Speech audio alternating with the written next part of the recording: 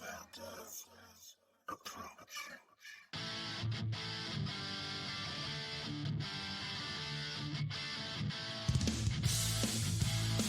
Hey, welcome on in. It's your boy KV coming at you from my Soul Renegade Sound Studios right here in Minneapolis, Minnesota.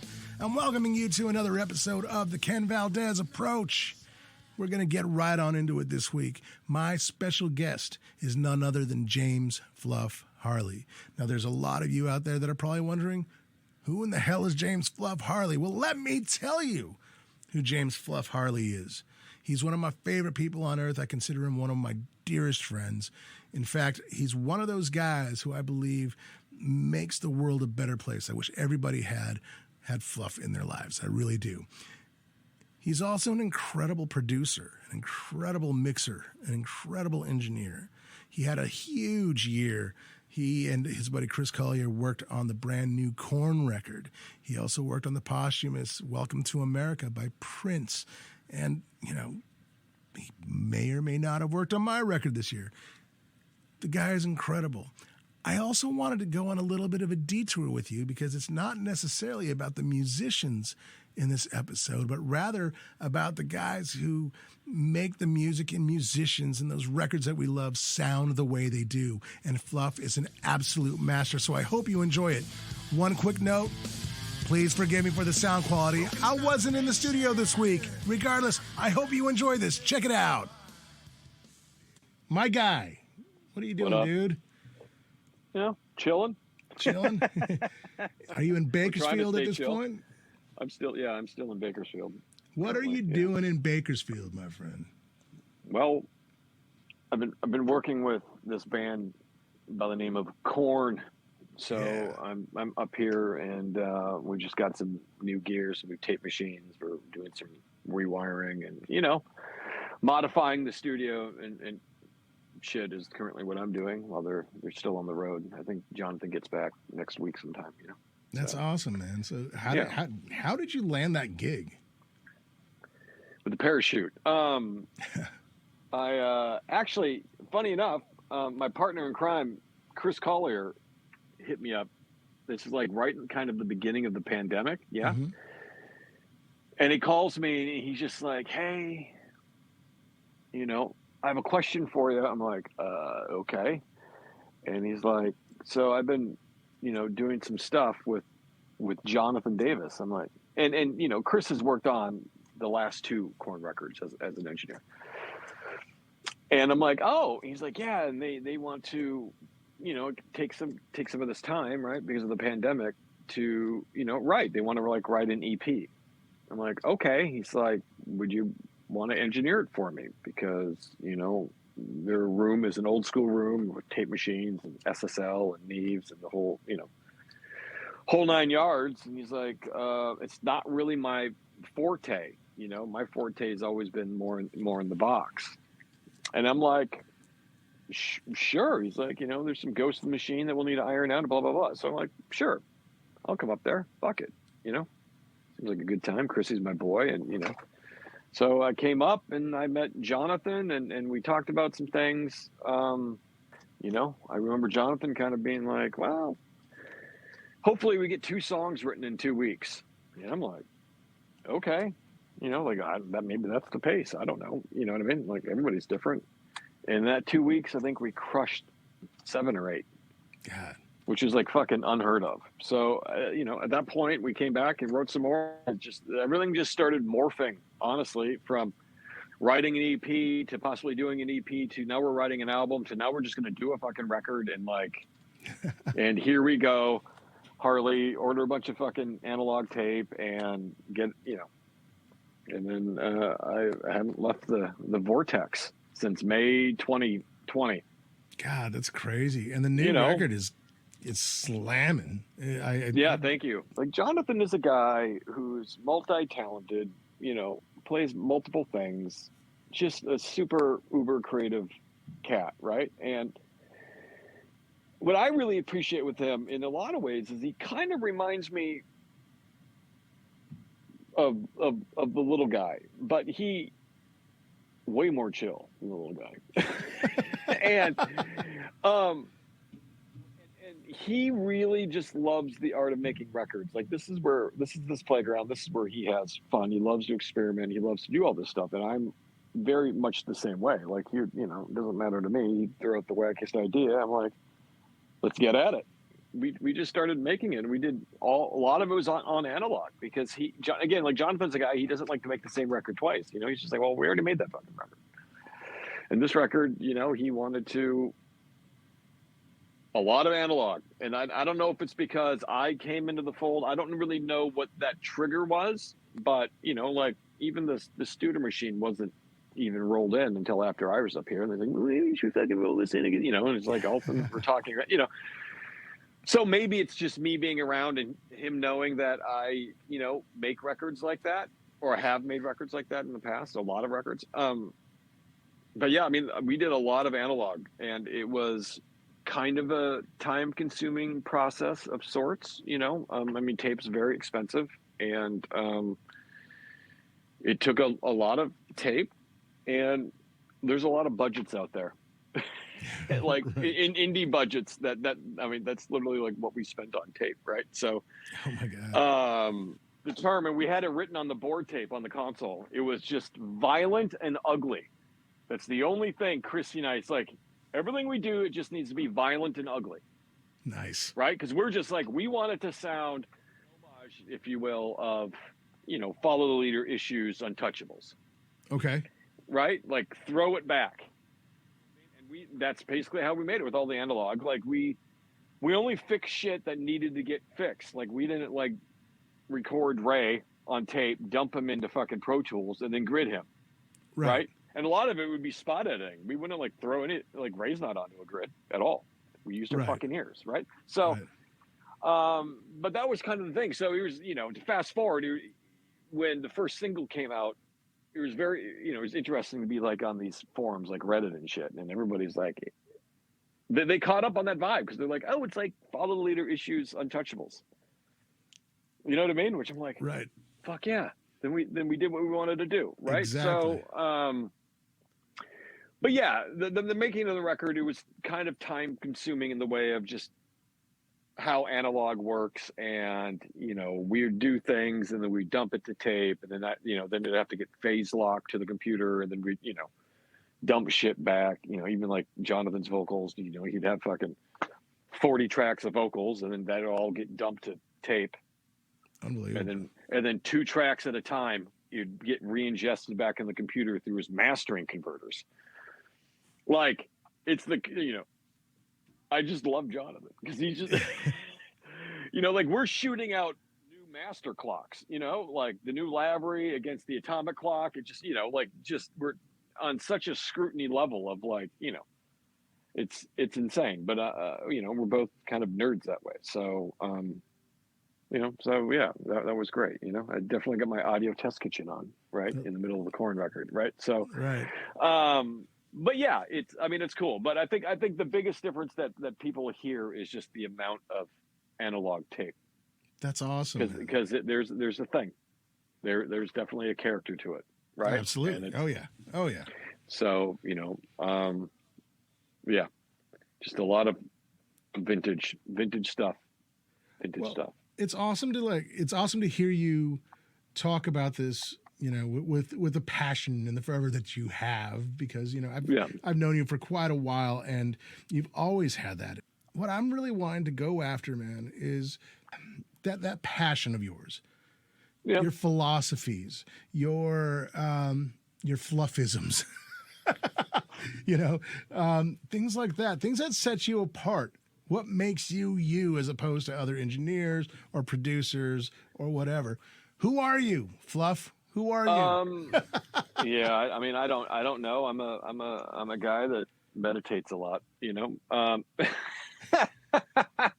it's one of those through the course of, this is really probably not going to make a lot of sense to anybody, but I feel, I don't think I'm the world's greatest engineer.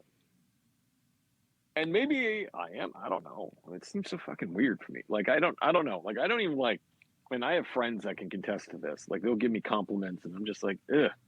Or will meet somebody and it's like, oh, he's currently, and I'm just like, shut up. Like, I don't even like to talk about it. You know what I mean? Honestly. But I look at myself as more so just like a facilitator, a creative facilitator. So, if it's working with the Little Purple Dude or working with Jonathan or with Korn or with Chrissy or with you, you know what I mean? Like, you can attest to this. It's just kind of like, what are we trying to do? Blah, blah, blah, blah, blah. And then taking the reins and just trying to get it to the finish line. Right. So again, it's like, there are people that, maybe Jonathan wants to do something and there's some people in the room that are like, and I'm just like, well, you're spending more time trying to talk him out of it. If we just fucking did it, we'd be done 10 minutes ago. Right. And then we can actually make an actual conversation about it. So I'm just like, just like a facilitator. What do they want to do? They want to do this. Here we go. Let's make it happen. Right. And I think just that attitude, right? I think that just kind of keeps the creative energy going. Because, like with the last Korn record, I mean, they've even said in interviews, like, this is the most fun they've had in a long time making a record, right? Well, it's because you're there, man. Yeah, I mean, you're a ton of fun. Yeah, I mean, I think that's another reason why Collier brought me in. It's just like, he's gonna be, he's gonna hang hard with these dudes and make everybody laugh, right? But and I do like to laugh, but I'm also a very hard worker. There's a time for fucking dick jokes, and there's a time to like, get things done, right? And it's one of those of just, again, facilitate and try to facilitate the creative process. And I always try to stay, steps ahead, right? You're always constantly reading the room and you're like listening. And if they want something, like if I hear something like, for example, of Ray's talking about a song, during the writing sessions that we worked on yesterday and this bridge part that we did, like I'm already moving over to that portion of the session and trying to find it with fucking headphones on while I'm muting the speakers and just like, you mean this, dude?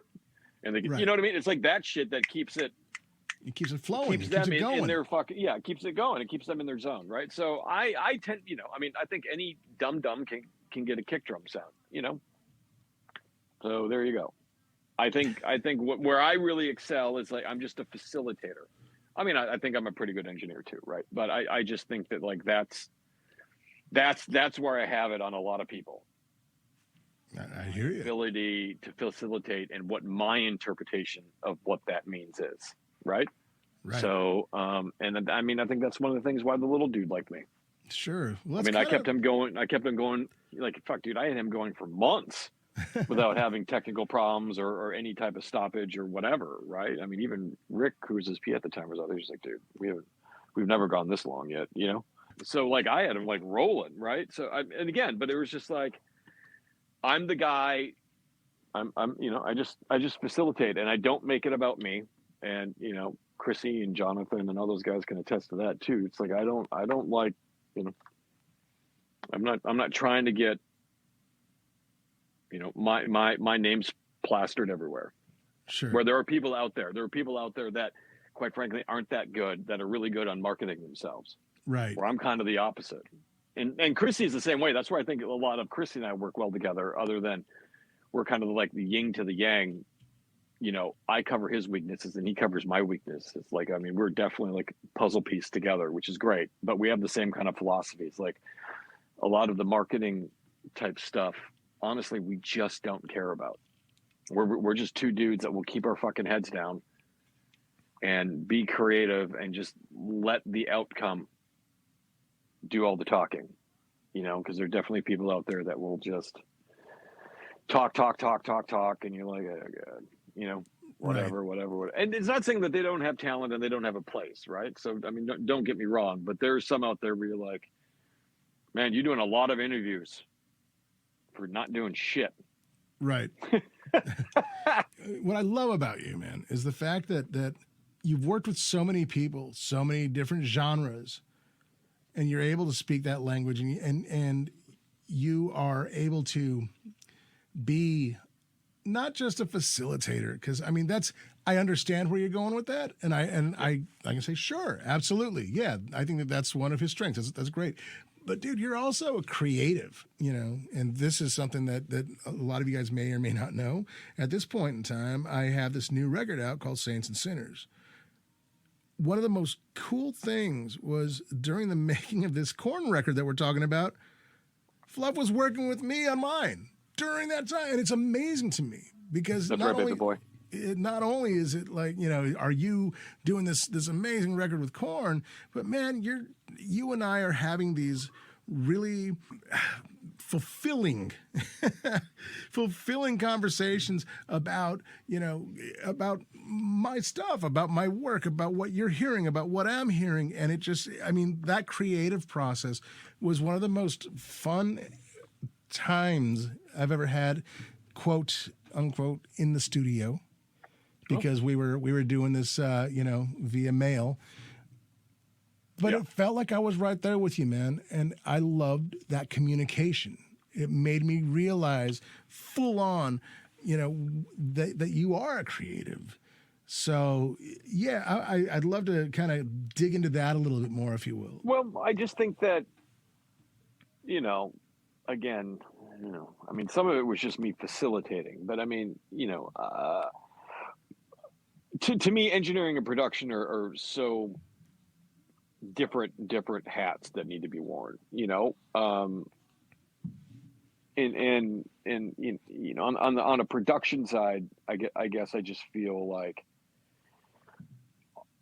you're just trying to make each song the best it can be and try to make it as compelling, right? It's the whole adage of you want people to listen to it again, right? Like when it gets done, the idea would be that they want to listen to it immediately again, right? Right. So that's kind of what it was. In your case, I just remember, what I really loved about you and working with you was, be like, hey, we need this solo, or can you re-sing this, or can you redo this left guitar or whatever.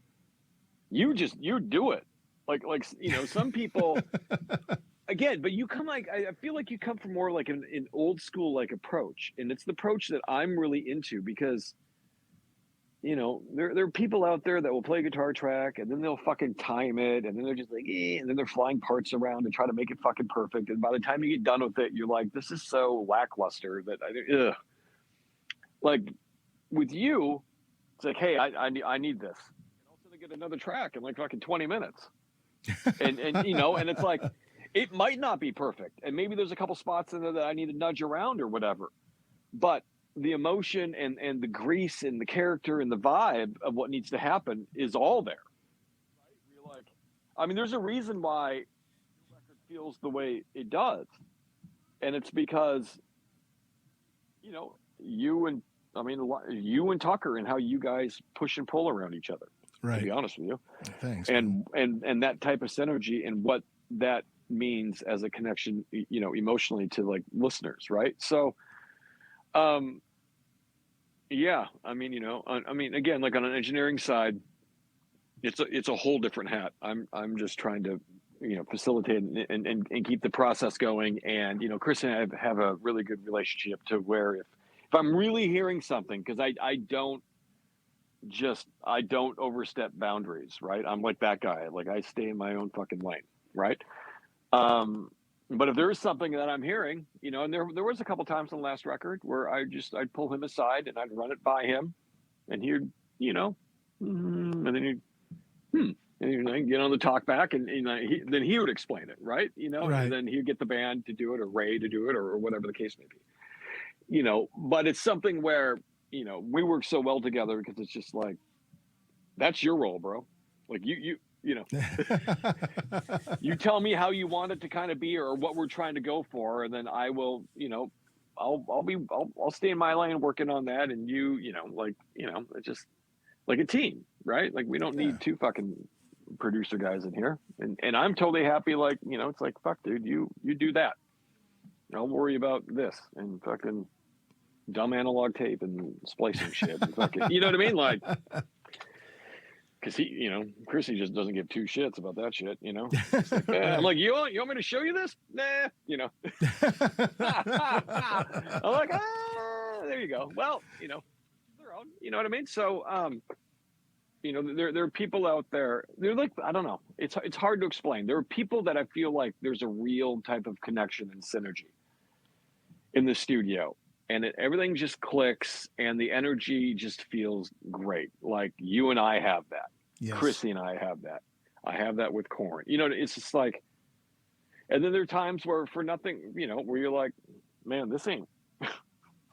Can't put a finger on why it's not working. Right.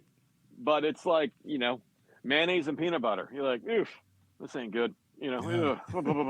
That's a great analogy. You know what I mean? Where it's like, and you can't really fault anybody other than it's just like, it's for whatever reason, it's like nothing's clicking, nothing, maybe it's just musical backgrounds or whatever, or what they want to do. It's not really your forte, or, because that's,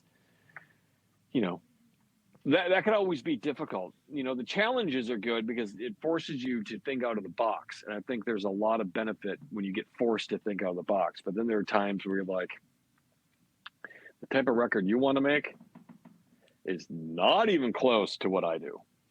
Right. So I don't even know why you're looking at me unless you really want to just try something new and it's an open fucking palette. But like, you should be going over here because that person does more of what you're into. Right. Well, it's amazing to hear that, dude, because you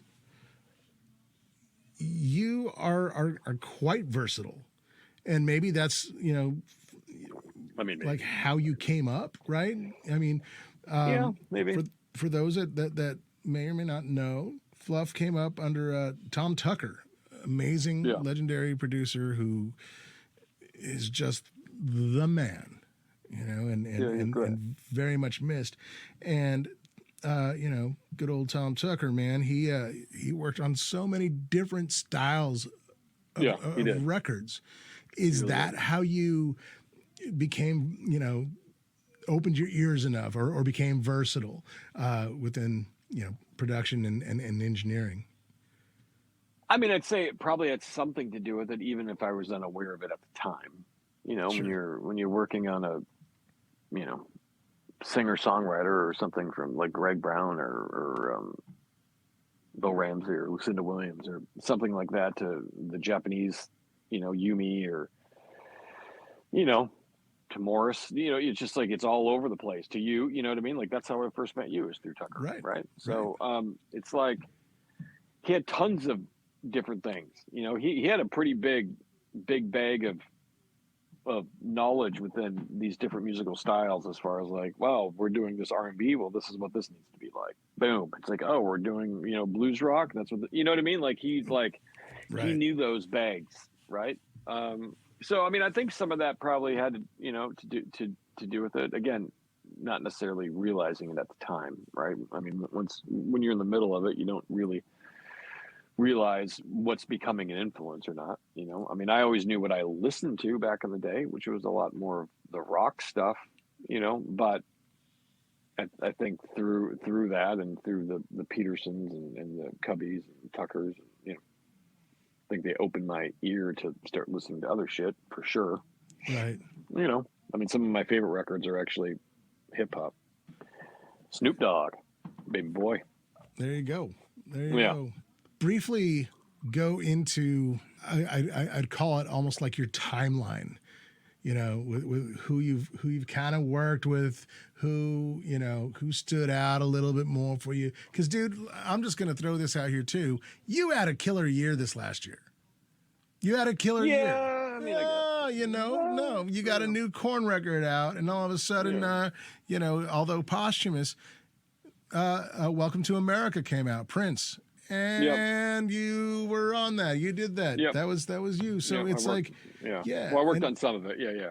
Right. But I mean, those are very notable and very different genres, very different artists. This is those are those things that fascinate me. It's not even necessarily the names, but what it is that they do and how you find your way in and around that. That's what I'm kind of after. You know, I mean, I found myself with the little dude because one day, Morris Hayes, you know, I did a bunch of work, you know, through Tucker with Morris Hayes, you know, and at the studio Master Mix, right? And I just remember one day he could, fuck, I'll never forget. It was like a Tuesday at like 12:30, and he called me and he's like, "Hey, Fluff," you know, and I'm like, "What up, Mo?" He's like, "I gotta ask you something, but before you answer, just know he's trying to be better." And I'm like, "Okay." And he's like, "Can you come out to Paisley tomorrow and meet with the dude?" I'm like, "Yeah." I mean, you know, Morris has always been good to me, right? And I think, you know, and I'm that guy. Like I'm a loyalist to a fault. And I'm like, "I got you. You've always been good to me. I got you, man. Like, I got you, dude." So, you know, he's like, "Cool, man." You know, so I went out there and we literally started. I thought I was just going to meet with him and talk with him. Sat there and, you know, signed some paperwork, and he comes in and he's like, "Are you with me tonight?" I'm like, "Yeah." He's like, "Give me the Lynn drum machine." You know, I'm like, "Copy you." And then we literally just, boom, 4 days later, we had 10 songs demoed on, you know, an analog. And I'm just like, what?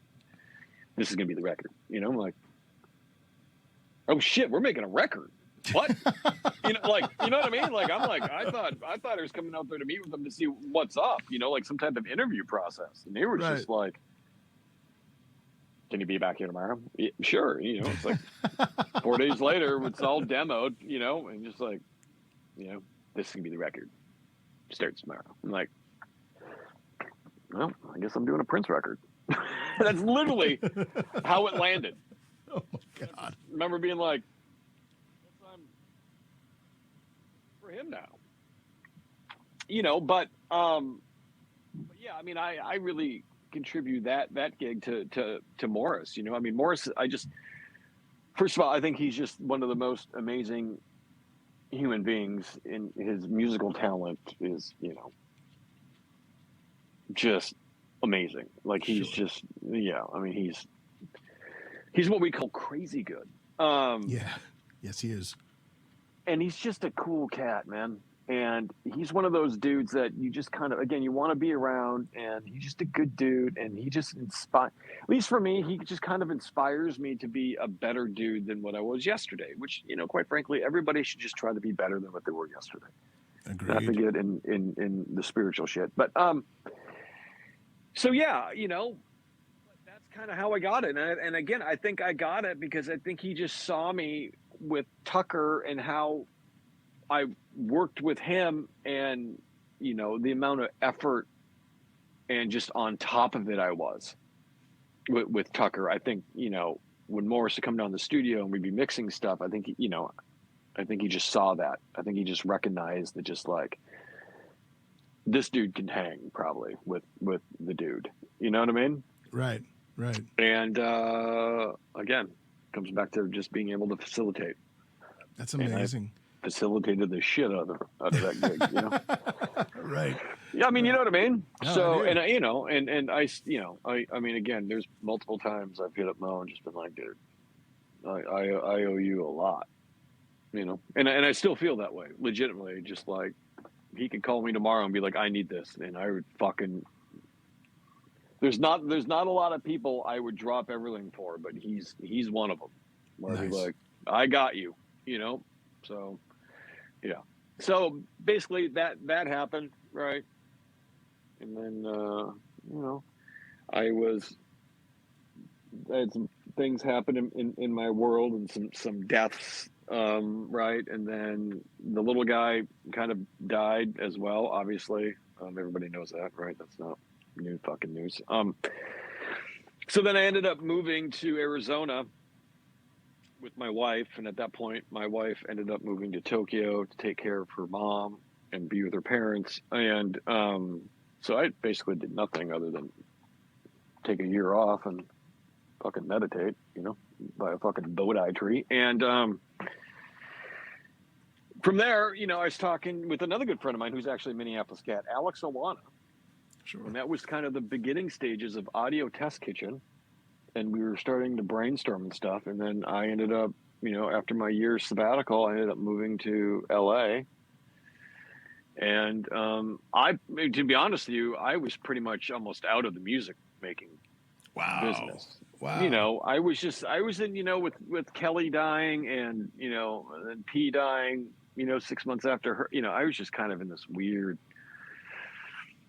I didn't give two shits about being in the studio. I didn't, it was just everything that all that passion was just like that fire just wasn't there anymore, unfortunately. So, but I knew that I loved audio, and Alex he had this concept and he wanted to start this thing and blah, blah, blah, blah, blah. So, we, and then, a couple, obviously other people, Ian Hatley and like Jesse Ray and we got together and we did this thing called Audio Test Kitchen, and it's still going. And actually we're nominated for a Tech Award this year. Oh, wow. Right on. Yeah. Congrats. Yeah. Thank you. So everybody out there. Yeah. Right. Vote for us. Come on, man. And so we got that kicking, and it's so funny because I think it was like the last NAMM, Chrissy came out, and we had dinner and we hung out and all this stuff, right? Chris Collier and I, and it was like through that, like I remember like we were, I can't remember who I was talking to. I think it was my buddy Ryan Nelson, who works at Electro Voice, and he was asking me about Audio Test Kitchen because we just launched it, right, at that NAMM. And I remember and I think that's the reason why Chrissy almost called me, because we were both like we good hangs between him and I. But I think he was just kind of like, holy shit, the technical level that these guys are going at it, and that, because I was like leading the charge, right, as far as the engineering side of it. Sure. I think he was just kind of like, I remember there was a couple times at dinner at NAMM, he's just like, Jesus, So it's funny because I think that was maybe I could be wrong, but I my gut tells me that was kind of a thing of like, we might have some technical problems at the studio now, but this fucking guy is going to get into like John Wick and just, take it out and just like, for the dog. So, but yeah, so basically that happened. Yeah. As I, I tell Christy all the time, it's like, I was pretty much out, and then Korn happened, I did it, I was doing some gigs, but my main priority was turning into like Audio Test Kitchen, because it's just like, okay, well, there's still like, I'm still in audio and there's a creative side. It's more of a scientific kind of a side to it, right? But I was totally into it, right? And then, yeah, I think Chrissy called me, and then I kind of got roped back into making records, I guess. Right? Oh, that's awesome, though. So was it Korn, or this experience that kind of relit that proverbial fire? Yeah, they had a lot to do with it. They're just really good dudes, man. Like, they really are. I don't know how they were fucking 15 years ago, 20 years ago, but like right now they're just really good dudes. They're all family people, and like I said earlier, they're all really creative. And Jonathan just reminds me of he's different than the little guy, but similar in a lot of ways. Interesting. Like Jonathan is, like the little guy is a creative beast. Like, don't let anybody fool you. The dude is a creative monster, and Jonathan in a lot of ways in the same way. And, and Jonathan's played me stuff like really poppy stuff, or like, EDM shit, he's got a lot of stuff that's different than Korn. And some of it, I'm just like, dude, you got to release that. Like, that's going to buy you another house. That song is wicked good, but he's like the same way. He's just a very kind of creative dude, and he loves a lot of different music, and you know, he gets kind of, I think, maybe pigeonholed because he's the singer for Korn, but like he really is like, there's a lot more to that dude than what meets the eye, for sure. I would love to hear, you know, a lot more of the other side. I'm so yeah.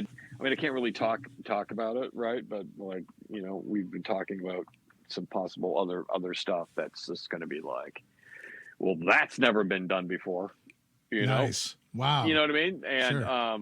so, but yeah, he's uber creative, and again, he's just a very caring, loving dude, and he's been great to me. I mean, the whole band's been great to me, but because he's the only one that resides in Bakersfield, right? Everybody else lives out of Bakersfield, either Beverly Hills or Nashville or whatever, right? Sure. But you know, I'm probably closest with him because I obviously see him the most. You know, I've been up here staying at, you know, there's a couple apartments here at HQ, and you know, so I've been basically on site, right? Wow. And his family's really taken me, and his family is amazing. You know, he really is. He's got great kids, and you know, his sister's awesome, and you know, his girlfriend B is great. You know, just like really, really great. Yeah. So it's one of those where you're like, wow, everything just makes sense.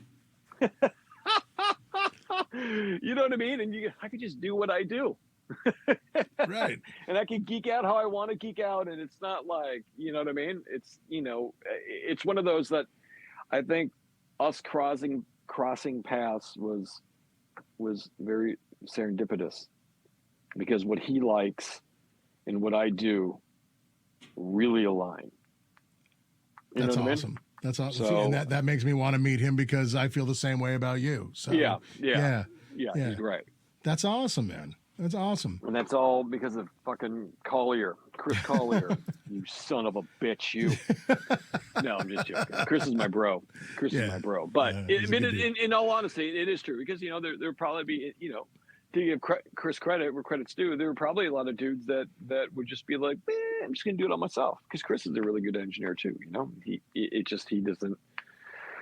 He's not really like this old school studio analog guy. Like, I'm sitting here, you know, Jonathan's got a big SSL and Neve modules and Pultex and like, you know, like Chandler, you know, he's just like, he's got everything.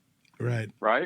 You know, so it's just different than, you know, Chrissy's upbringing. But with that said, Chrissy's also, he's a fucking monster, man. Yeah, he is. He's a monster drummer. He's a monster bass player, monster guitar player. The dude can sing. Like, he's a monster. So he's got like, that's, you know, that's his yin, and my yang is all of that technical fucking analog fucking bullshit that, you know, quite frankly, not a lot of people are doing nowadays. You know what I mean? Right. Which also makes the new Korn stuff that much more appealing, you know, to me personally. Yeah, I mean, I think so. I mean, I feel like there's so many records out there, unfortunately, that it's like they all sound the same, and you can't tell. Half the time, you can't even tell until the singer comes in that it's a different band. You know, I mean, everybody's going for the same guitar tones and the same drum sounds and the same, you know, where you're like, ugh. Like back in the 80s and 70s and 60s, everybody had their own identity. Right. You know what I mean? It's like, where's the identity in it? So that's the other thing I really love about Jonathan, because he doesn't give a fuck about anybody else's identity. You know, I think he said it best in an interview. He doesn't want it to sound like it's been done in a computer. Right. You know what I mean? Like, you're just like, to me, I'm like, where's the identity? Like, Jesus. Didn't they just play this like 5 minutes ago? You know, yeah. Totally. Yeah, right. I hear you. Where that's not what he wants to do. He wants to be, I mean, they're fucking Korn, for fuck's sakes, right? It needs to be different. He wants it to be different. And that's what I love about him. He's a leader, not a follower. Right. I fucking said that. I say that shit all the time, and you know that because I've said it to you multiple times. It's like, be a leader, not a follower. Exactly. There you go. You want some hot advice, people out there listening? There you go. Be a leader, not a follower.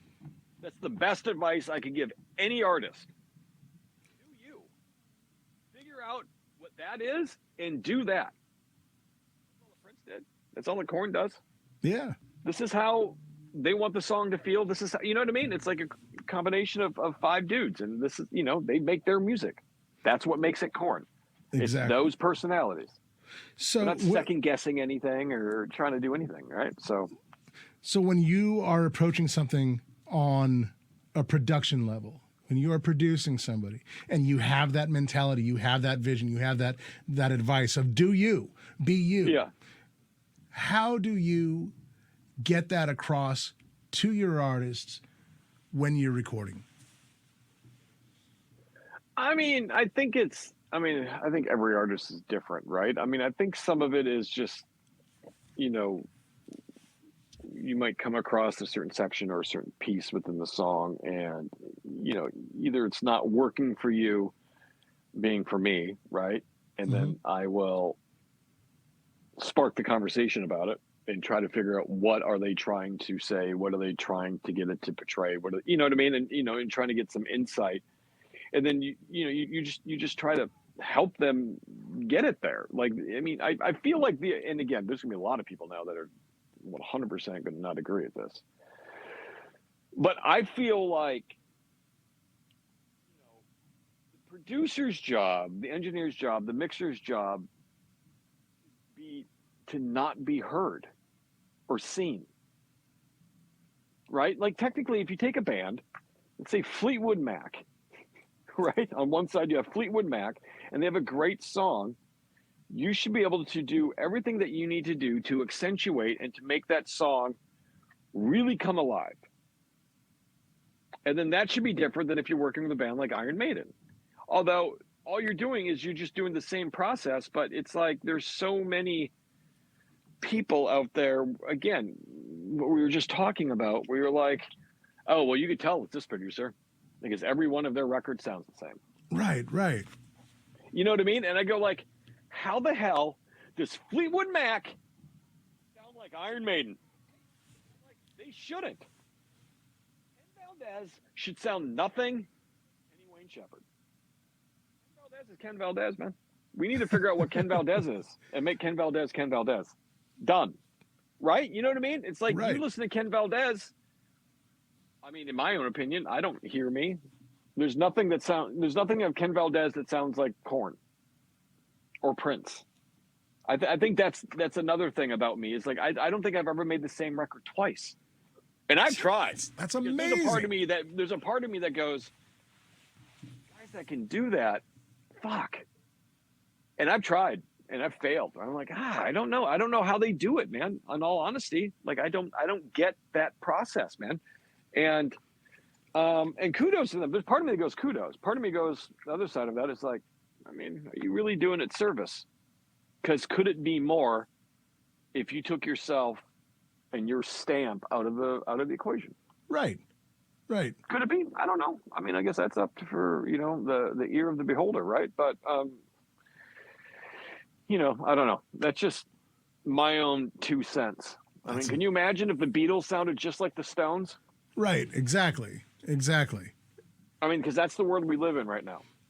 I completely agree with you. And I guess that's the other thing too, though, right? I mean, technology has kind of come to this point where anybody can make a record. Just because you can doesn't mean you should be. Exactly. What I mean? And again, it's like, I don't know. There are people out there that, they could operate Pro Tools and they call themselves like an engineer, but I'm like, you're not really an engineer. There's such a deeper level of what that term means. Right.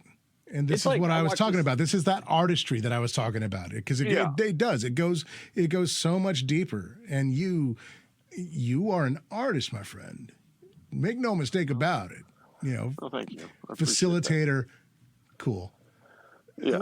You're an artist, man. There you go. You're an artist, brother. There you go. But I mean, it's the same thing. I watched this one interview with Chris Lord-Alge, and he was just kind of like, well, what makes you a mixer?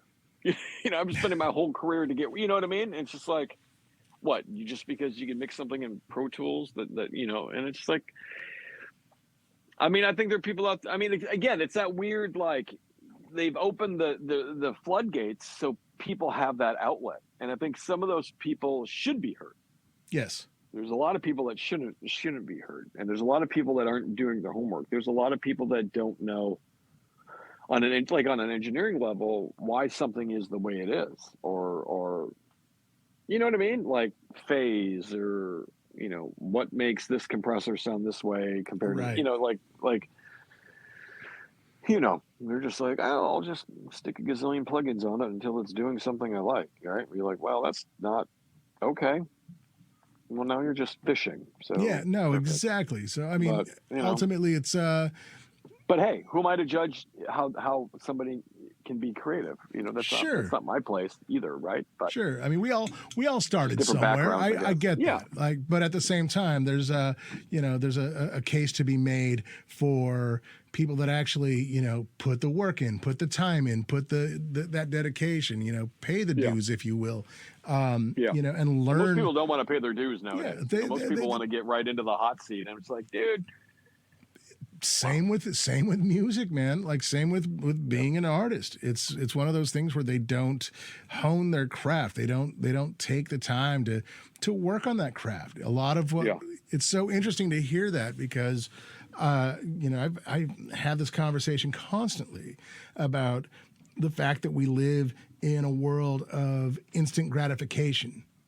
yeah, I mean, everything from streaming music instead of like actually going out and buying the records, listening to the whole record. yeah, I mean, everything to like getting record deals because you go on a game show.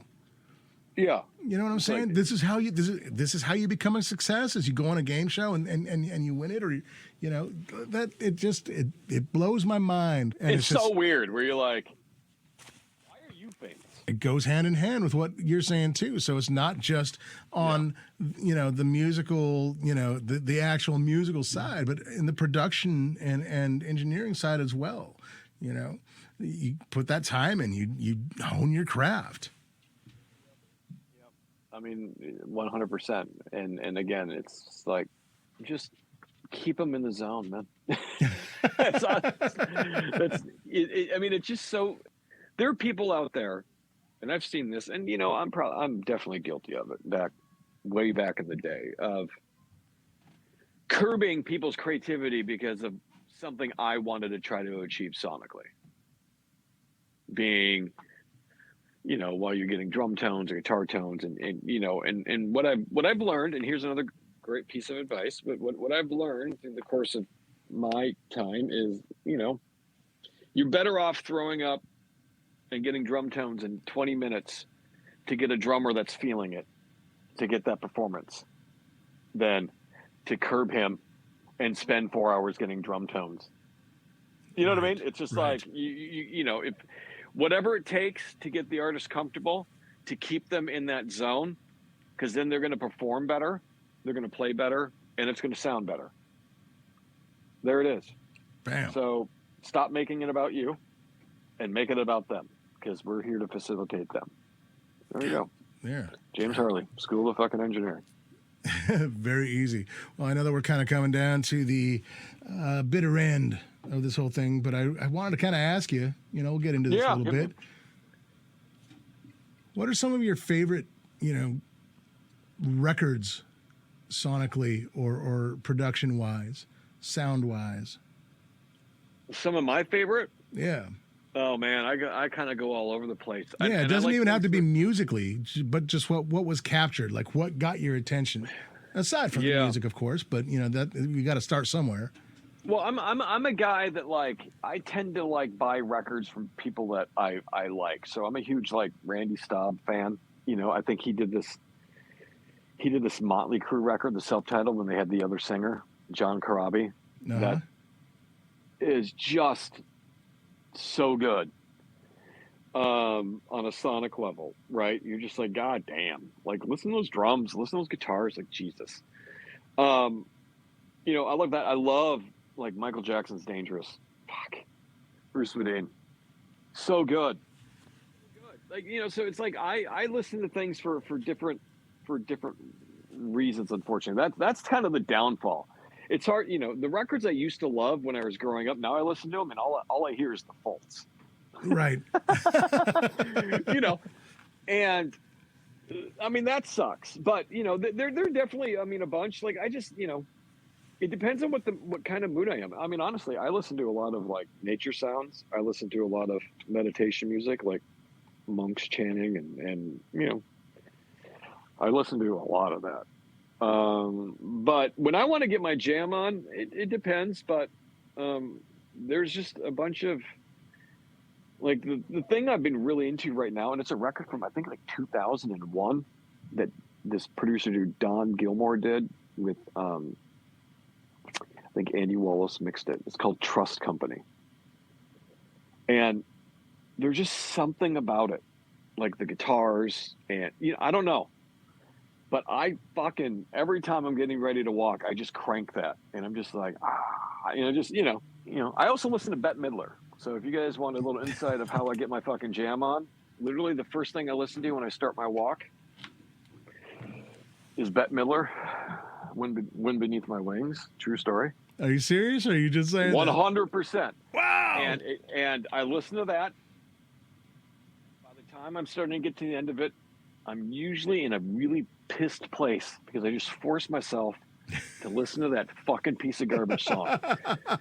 And that goes immediately in the playlist. It goes to this song, Lech by Slipknot, which the opening line is, I know why Judas wept, motherfucker. That's what Corey Taylor says. And then the band kicks in. It's like, it literally goes out of Wind Beneath My Wings into, I know why Judas wept, motherfucker. Damn. I'm just like, and then I'm like, just fucking sweating. So, wow. But yeah, I got, but I actually, take the comedy out of it. I appreciate a lot of different musics, because I think that's how you tend to grow and to understand, because they're all, every genre, the sounds are put together in a different way.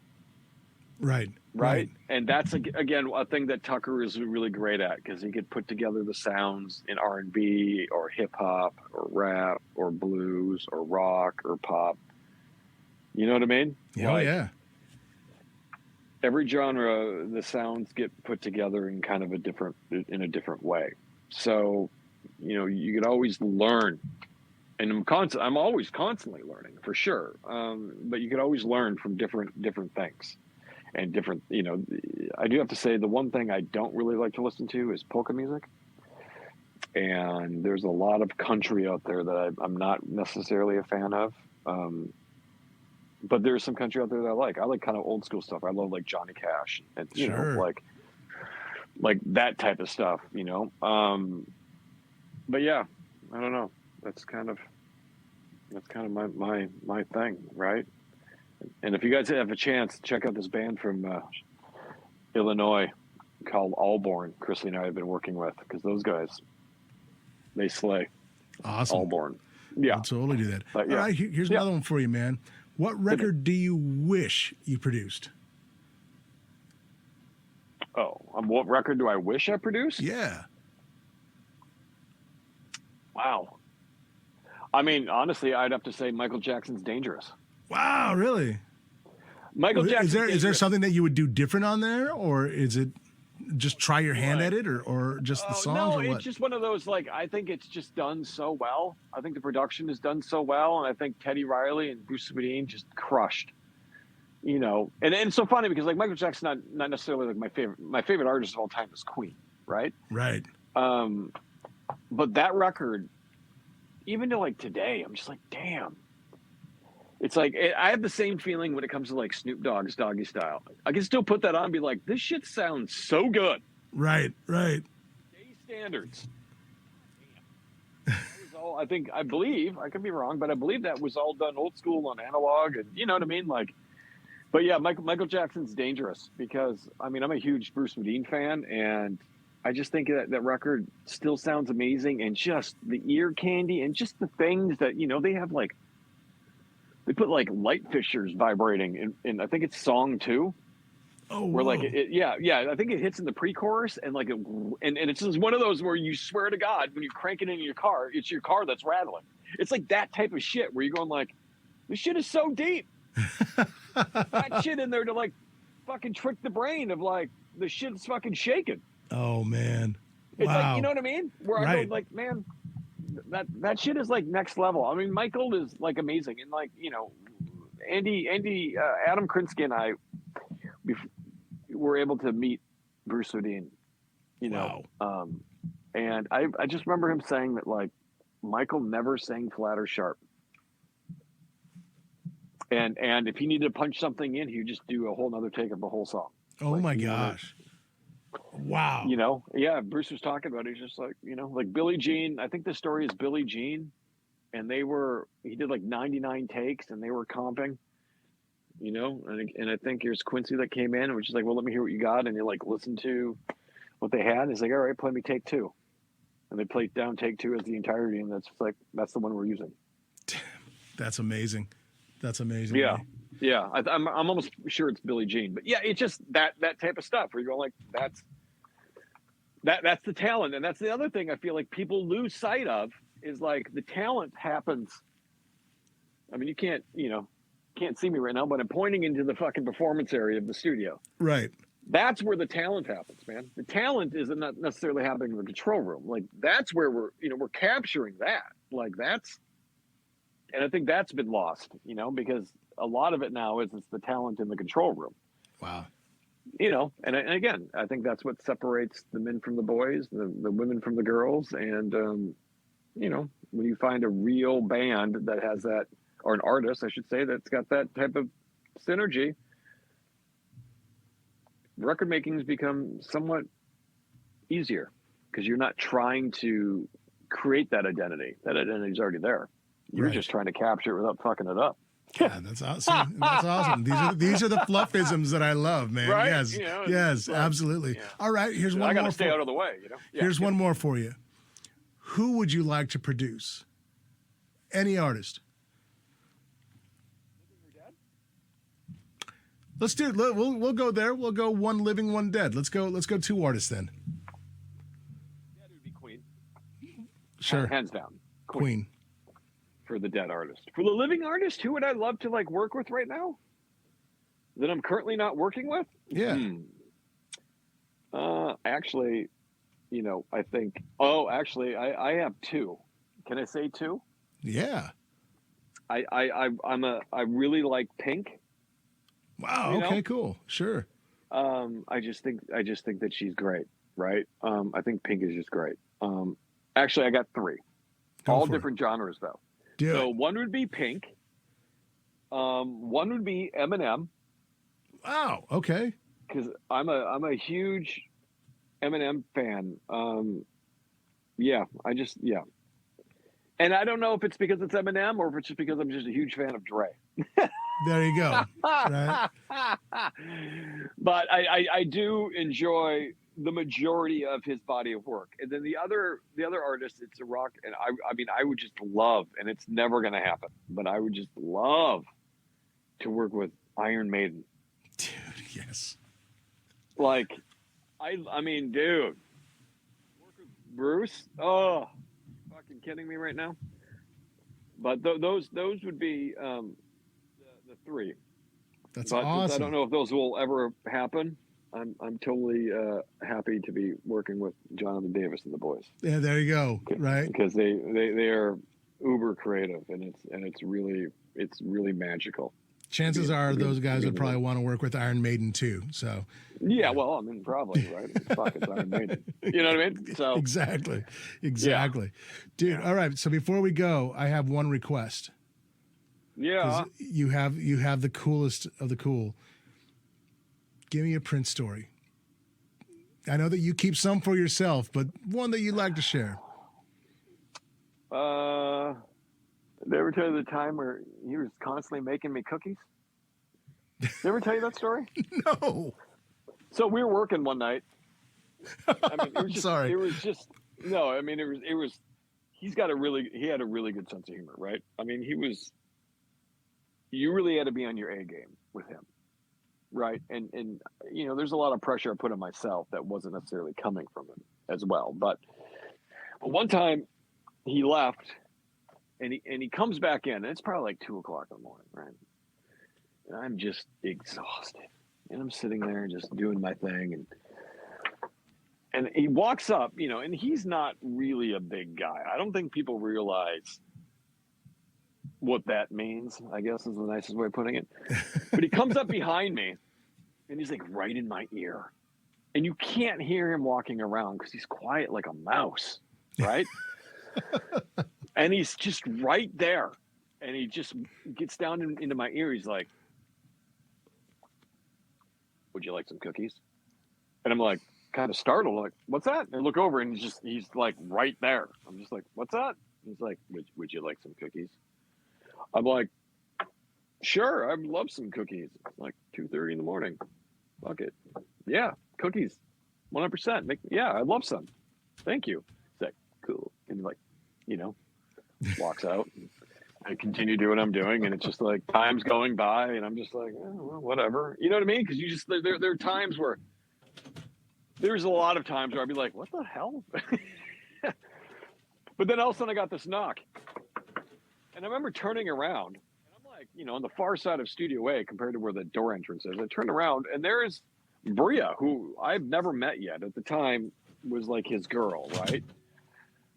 And she's just sitting there with this plate of like 35 chocolate chip cookies and this massive Fiji water. And she's just like wearing this red, like Grammy gown. Right. At this point now it's like 4:00 in the morning.